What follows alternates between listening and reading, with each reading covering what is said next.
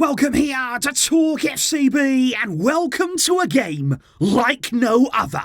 Welcome to El Clasico, where Barça will be facing off against Real Madrid for the very first time this season in La Liga, and there is everything to play for at this point. This is an important game early in the season here to establish some authority. Will it be Xavi Hernandez or Carlo Ancelotti who comes out on top on Saturday? We are going to be discussing the full game right here, what we can expect as Barca are hoping to receive some last-minute injury boost, and they might just get it. It's a huge game, and let's get into it now.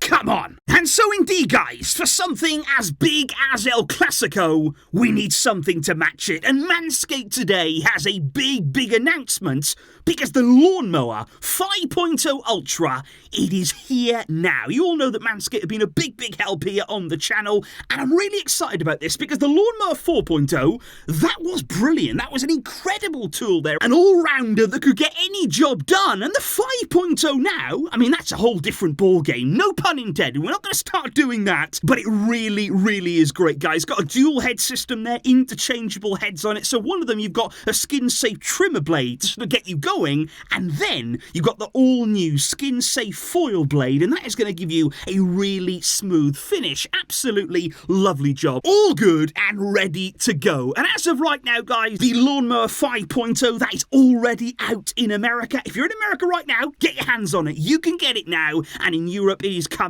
at the beginning of November. I'll keep you updated on that. And just remember, guys, if you do go over and find anything you like on manscaped.com, so much choice there for you, you can get 20% off your order when using the code TalkFCB at checkout. That's all you need to do to get that discount. And trust me when I say, with Manscaped, you will not be disappointed.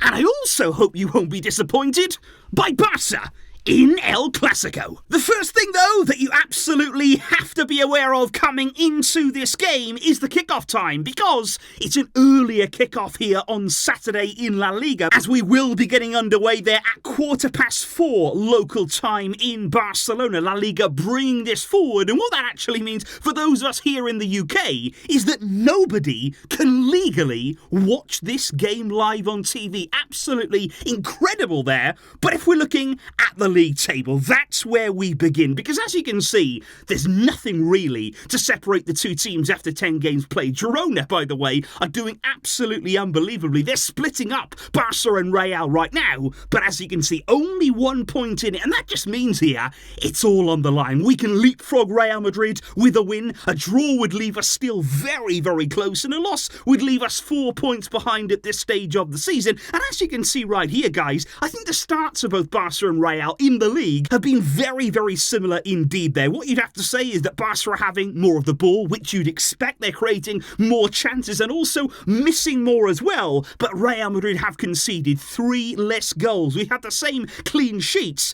but what will be the difference in this game? Will the margins be as fine? And can Barca get a really important victory early on here in this campaign? However, guys, before we do go on to talk about the incredible players that are going to be on show in El Clasico, and I'm talking about both teams here, lots of quality and players who can really influence big games, but I actually want to highlight here one man who's not playing for either team, or shouldn't be, but who still has the power, unfortunately, to influence this match. And I want to talk here about Gil Manzano. This will be his 3rd Clasico in his refereeing career. Before that, he oversaw Real Madrid's victory over Barça back in the 14-15 season by 3-1, and he was also then in charge when Real Madrid won in the 2021 season. So far, 2 Clásicos he has overseen, 2 Real Madrid victories, and that there is not a big surprise, because I found it absolutely incredible looking here at the stats behind Gil Manzano being in charge of games and the team's record with him overseeing it. Real Madrid, 42 games of theirs have been refereed by Manzano, 81% win percentage. When you look at Barça, it is a huge drop there. 28 games Gil Manzano has overseen for Barça, and just a 57% win ratio as a result. And we're going to keep a close eye on him. We are going to be watching him with laser eye focus. We want a fair game. We want a proper Clasico to be decided by the players. And speaking of those quality players, let's kick off here by talking about the lineups, looking first of all at the visitors, Real Madrid, because it almost seems as though their lineup has been quite leaked in the media before this game. Lots of reports emerging about Ancelotti going with this lineup right here, and what that would actually mean is a midfield there of Tchouaméni, Valverde, Toni Kroos and Bellingham there, of course, closer to the forward line, but that would mean Luka Modric on the bench, Camavinga as well would miss out from the starting lineup, and as you can see there, Real Madrid looking to go with a lot of pace in that front line. Vinicius alongside Rodrigo, like I say, Bellingham in behind, looking for chances, and that would also mean Joselu would be on the bench for Real Madrid, and that would be a strong team there, lots of quality, lots of players that we would have to keep a very, very close eye on, and of course the number one of all of those, it is Bellingham, and that's what I want to talk about in a bit of detail here, because I actually thought, guys, when Karim Benzema left Real Madrid at the end of last season, I thought Real in this season, at least if they didn't sign Mbappe, would have a huge void to fill. I'm not just talking here about goal scoring, but I'm talking about big moments. I'm talking about when Benzema used to just pop up in the biggest of times, clutch goals, and rescue Real on many occasions. And I thought, where is that going to come from now? Real Madrid are surely going to be lacking that aspect in their game, and yet Bellingham has come in, and you have to give him huge credit here.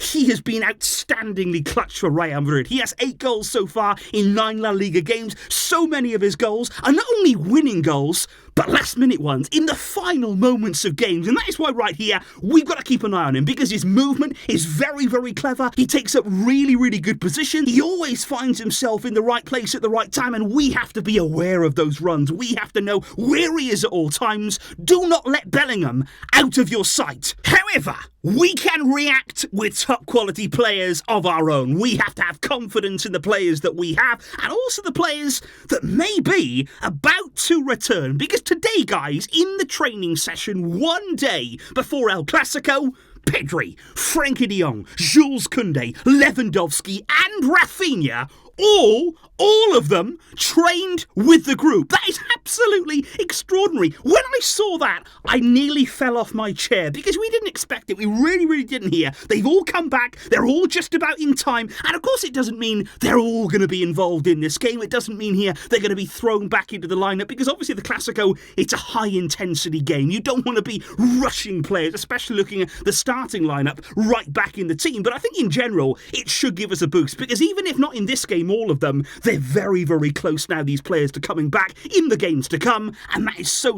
important for the success that we want to have. What I would say right now is that Robert Lewandowski is really emerging. He is looking like a player that is not only going to be back in time, but actually may start this game. Xavi said that if Lewandowski tells me he's 100% fit and ready, he will start in El Clasico. And it was reported yesterday that Lewandowski may play with pain-killing injections to make it possible, but now he's back with the group. Now everything looks very good and healthy. That may not even be necessary, and it's interesting right now when you're looking at Frenkie as well as Lewandowski, because both of them were out with ankle problems, but they were not muscle injuries. That's the really key part here, which means that if Lewandowski and Frenkie are feeling good, if they have recovered from those sprains, you can bring them back in, and quickly as well. You don't really have to worry too much there about, say, relapses like you would with a muscle problem. So if those players are ready, Lewandowski, Frenkie, they've made a late charge to be here with us. They could well find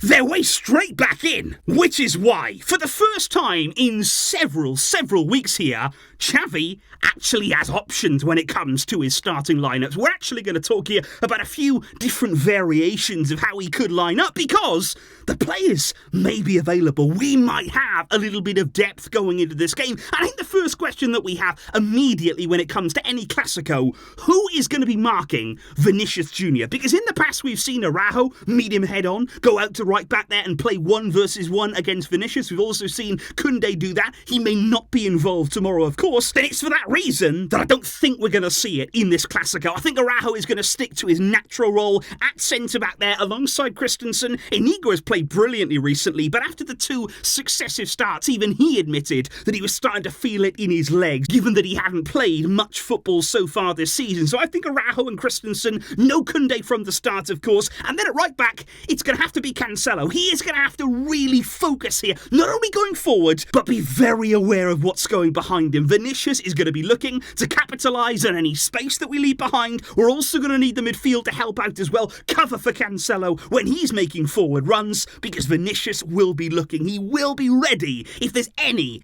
sign of space opening up. Balde on the left is going to be very, very important in this game too. And then it's all about midfield. And I would absolutely love it, guys, if Frenkie de Jong was there, if he was able to be the deeper player, you know, the man there that has good defensive understanding, especially in a game like this. He could easily then cover for Cancelo, he could get about the pitch, he could also control the game as well in possession. It would be brilliant if we could play de Jong, but if not, is Oriol Romeu going to get the nod? Now, in the Clasico, in pre-season, obviously it was pre-season, but he actually played very well. And it would be interesting to see in this one if Frenkie isn't there. Xavi, I think, will go with Romeu, and he will actually match him up, I feel, against Bellingham. He will go physical, he will go tight, he'll really try and do a sort of enforcer role there in midfield. And then I think it's really interesting, because you want Ilkay Gundogan in your team in the Clasico, bringing that experience and bringing that quality in midfield. You also want the tenacity of Xavi in your team, especially in a game like this. We're going to need him there. And I just wonder here, guys, looking at the team now and looking at the shape of Real Madrid too,